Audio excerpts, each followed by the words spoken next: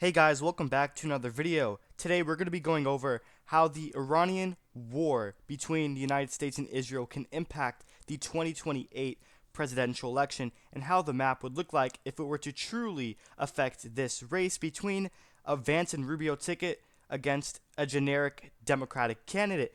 But before we get started with the map, make sure you guys are subscribed, click the bell so you don't miss out on my content, press the like button, share this video. Don't forget we have memberships. If you're interested, you can find links to that down in the description below.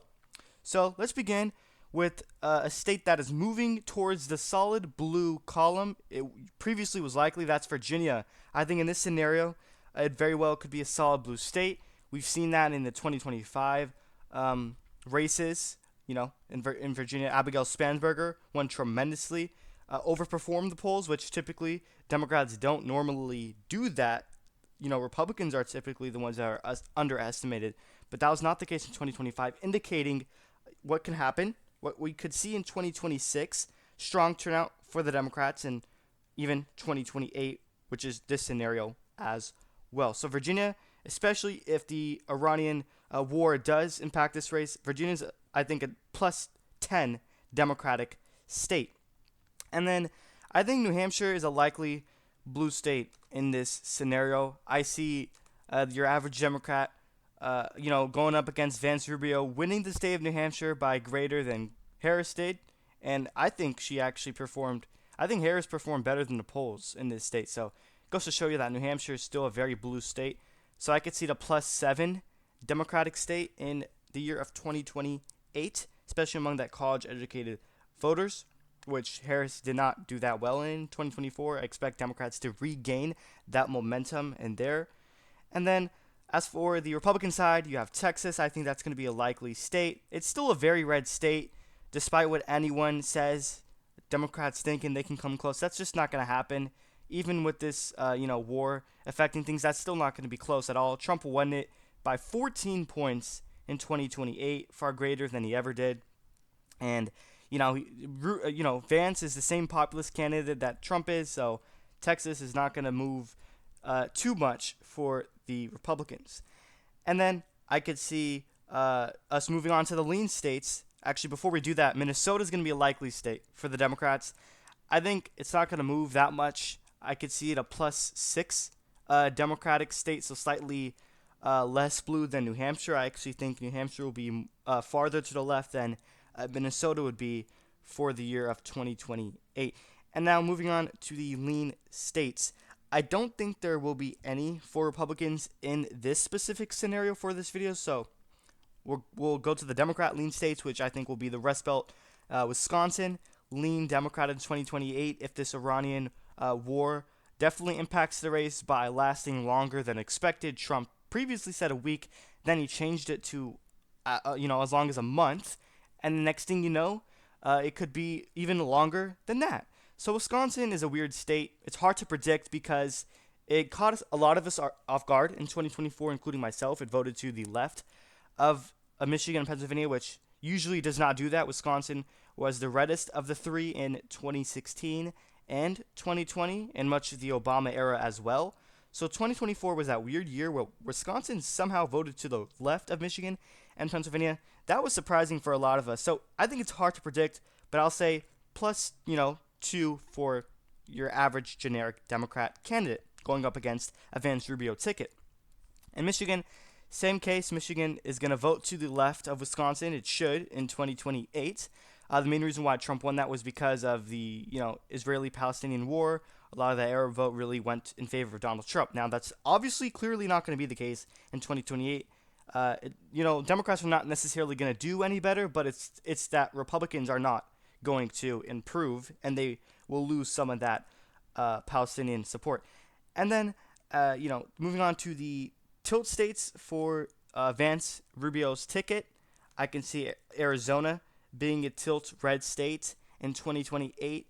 I think for the Democrats to win this, it's going to take a lot of the Hispanic vote with what's going on with immigration. If they don't like that, I could see Hispanics going back to the Democratic Party in states, especially states like Arizona, maybe Nevada, which we'll get to later, and especially Nevada as well. depending on the Democratic candidate, if it's someone like Gavin Newsom, I don't think he's going to do that well in a state like Nevada because people literally left California to Nevada, some people, so that only would make it go even further to the right. But if we're talking about your generic Democratic candidate, you should expect them to gain Hispanic support in 2028. So, and then North Carolina, I could see another tilt red state. I don't see any Democratic winning it in 2028, despite the what's going on with the war in Iran. I just don't see any Democrat winning North Carolina. I wouldn't say the same for Arizona. I think Democrats can win, but Trump won it by just such a great margin of 5 percentage points that the margin was just so great for Donald Trump in 2024 that I know he's not on the ticket, but Vance is kind of Trump 2.0 in a way. I'm not trying to compare him, but it's just hard for me to see. Democrats can win Arizona by, obviously, through Maricopa County, which Biden did in 2020, so it's not impossible. And then the last three remaining states on your screen is Nevada, Georgia, Pennsylvania. Those are all tilt blue states, and you're probably shocked that I have Nevada as a tilt Democratic state, which I rarely do that.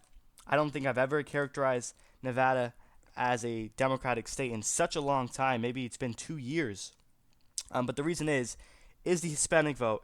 And I think Trump won it by obviously 3 points. So I think that could be enough for Democrats to win. Harris won the Vegas area by just about Clark County by just about 2 points. Biden, you compare that to Biden's margin of, I think, what was it, like 9 or 11, something like that.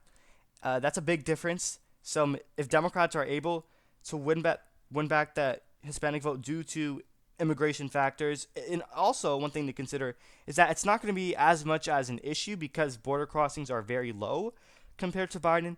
So that issue is going to be calmed down a little, actually a lot. So I think Democrats can do better in some of these border states like Arizona and Nevada. Therefore, I think Nevada could be blue in 2028, especially if this Iranian war were to impact the election, which it very well can do so. As for Georgia, even if there is no impact from this war, I still see Democrats winning this regardless. So that doesn't really have to do anything with this video. I think Georgia's going to be blue regardless. I think the African American vote, especially in Atlanta, the suburbs there, Democrats do well there. Kamala Harris actually did pretty well. Trump only won it by 2 points. So if they ran a better candidate, they can have definitely won that. Biden won it. Out of all Democratic candidates, out of all people, Biden won Georgia in 2020. So he had a lot of things going for him. I understand that. But Georgia's going to be a hard state for Republicans to win in the future. I think it should be a blue state moving forward. And last and final, before I end off this video, is Pennsylvania. Now, I expect it to be the reddest of the 3 Rust Belt states. Pennsylvania should vote to the right of Michigan and Wisconsin in 2028, especially if Vance is the nominee. He's a Rust Belt type of candidate, so he should do well in that area. So with that being said, Pennsylvania will barely go to the Democrats. I can see Republicans winning it, but if this Iranian war were to impact it by either lasting longer or being deadly, then I think Pennsylvania might go to the Democrats. It should be a loss for Republicans. So 292 electoral votes for your generic Democrat. To Vance and Rubio's ticket, 246 electoral votes in the 2028 election.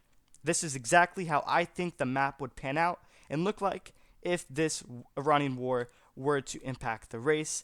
I think Democrats win back Wisconsin, they win back Michigan, they take Georgia, they flip Nevada, and all the Republicans get is Arizona and North Carolina, and Pennsylvania should fall back to the Democratic Party. So let me know what states you agree with or disagree with in the comment section down below. Let me know if this video was interesting to you. One last final reminder is to subscribe, click the bell so you don't miss all my content. Press the like button, share this video. If you're interested, don't forget we have memberships, so you can find a link to that in the description section down below. Thank you everyone for watching.